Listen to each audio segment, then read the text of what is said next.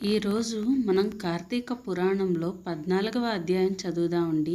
మరలా వశిష్ఠుల వారు జనకుని దగ్గరగా కూర్చుండబెట్టుకొని కార్తీక మాస మహత్యమును గురించి తనకు తెలిసిన సర్వ విషయములు చెప్పవలనను కుతూహలముతో ఇట్లు చెప్పదొడంగిరి.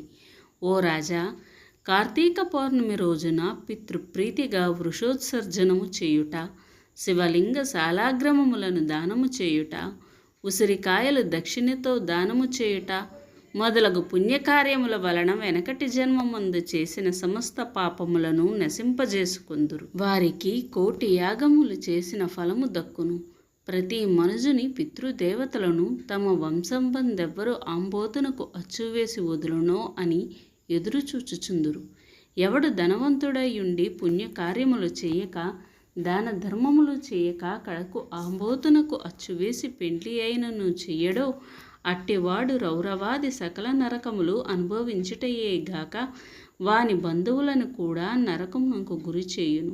కాన ప్రతి సంవత్సరం కార్తీక మాసమున తన శక్తి కొలది దానము చేసి నిష్ఠతో వ్రతమాచరించి సాయం సమయమున శివకేశవులకు ఆలయమునందు దీపారాధన చేసి ఆ రాత్రి అంతయు జాగారముండి మరునాడు తమ శక్తి కొలది బ్రాహ్మణులకు సన్యాసులకు భోజనమిడిన వారు ఇహపరములందు సర్వసుఖములను అనుభవింతురు. కార్తీక మాసంలో విసర్జించవలసినవి. ఈ మాసమందు పరాన్న భక్షణ చేయరాదు. ఇతరుల ఎంగిలి ముట్టకూడదు, తినకూడదు. శ్రద్ధాభోజనము చేయకూడదు. నీరుల్లిపాయ తినరాదు. తిలా దానము పట్టరాదు. శివార్చన సంధ్యావందనము చేయని వారు వండిన వంటలు తినరాదు.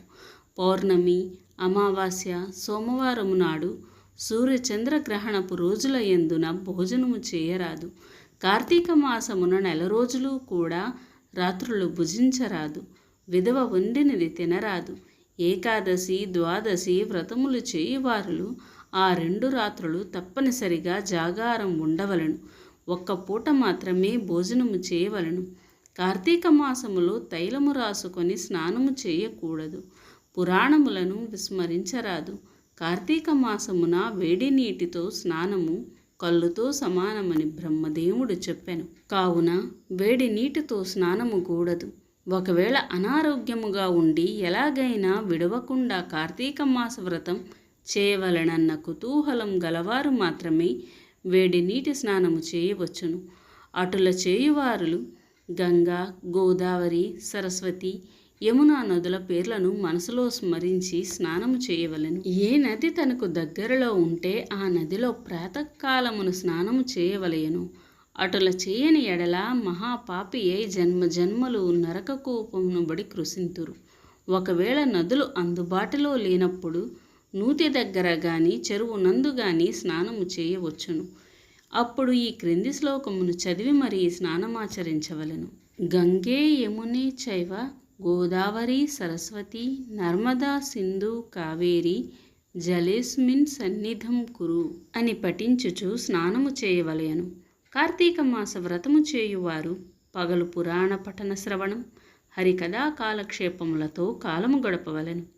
సాయంకాలమున సంధ్యావందనాదికాది కృత్యములు ముగించి పూజామందిరమునున్న శివుని కల్పోక్తముగా ఈ క్రింది విధముగా పూజించవలను. కార్తీక మాస శివపూజ కల్పము. ఓం శివాయ నమః. ధ్యానం సమర్పయామి. ఓం పరమేశ్వరాయ నమః. ఆవాహనం సమర్పయామి. ఓం కైలాసవాసాయ నమః. నవరత్న సింహాసనం సమర్పయామి. ఓం గౌరీనాథాయ నమః. పాద్యం సమర్పయామి. ఓం లోకేశ్వరాయ నమః. ఆర్ఘ్యం సమర్పయామి. ఓం వృషభవాహనాయ నమః. స్నానం సమర్పయామి. ఓం దిగంబరాయ నమః. వస్త్రం సమర్పయామి. ఓం జగన్నాథాయ నమః. యజ్ఞోపవీతం సమర్పయామి. ఓం కపాలధారిణే నమః. గంధం సమర్పయామి. ఓం సంపూర్ణగుణాయ నమః. పుష్పం సమర్పయామి. ఓం మహేశ్వరాయ నమః. అక్షతాన్ సమర్పయామి. ఓం పార్వతీనాథాయ నమః.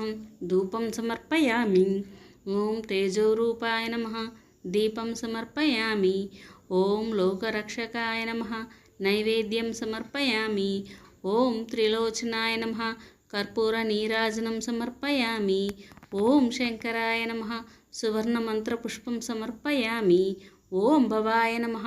ప్రదక్షిణ నమస్కారాన్ సమర్పయామి. ఈ ప్రకారముగా కార్తీక మాసమంతయు పూజించవలెను. శివ సన్నిధిని దీపారాధన చేయవలెను. ఈ విధముగా శివపూజ చేసిన ఎడల ధన్యుడగును. పూజానంతరము తన శక్తిని బట్టి బ్రాహ్మణులకు సమారాధన చేసి దక్షిణ తాంబూలాది సత్కారములతో సంతృప్తిపరచవలెను. ఇట్లు చేసిన 100 అశ్వమేధ యాగములు చేసిన ఫలము, 1000 వాజపేయ యాగములు చేసిన ఫలము కలుగును. ఈ కార్తీక మాసము నెల రోజులు బ్రాహ్మణ సమారాధన, శివకేశవుల సన్నిధిని నిత్య దీపారాధన, తులసి కోట వద్ద కర్పూర హారతులతో దీపారాధన చేసిన ఎడల వారికి, వారి వంశీయులకు, పితృదేవతలకు మోక్షము కలుగును. శక్తి కలిగియుండి కూడా ఈ వ్రతమునాచరించని వారు 100 జన్మలు నానాయోనులందున జన్మించి తర్వాత నక్క, కుక్క, పంది, పిల్లి, ఎలుక మొదలగు జన్మలెత్తుదురు. ఈ వ్రతము శాస్త్రోక్తముగా ఆచరించిన ఎడల 15 జన్మల యొక్క పూర్వజ్ఞానము కలుగును. వ్రతము చేసినను, పురాణము చదివినను, విన్నను అట్టి వారులకు సకల ఐశ్వర్యములు కలిగి మోక్షప్రాప్తి కలుగును. ఇట్లు స్కంద పురాణాంతర్గత విశిష్ట ప్రోక్త కార్తీక మహత్యమందలి చతుర్దశాధ్యాయము 14వ రోజు పారాయణము సమాప్తము.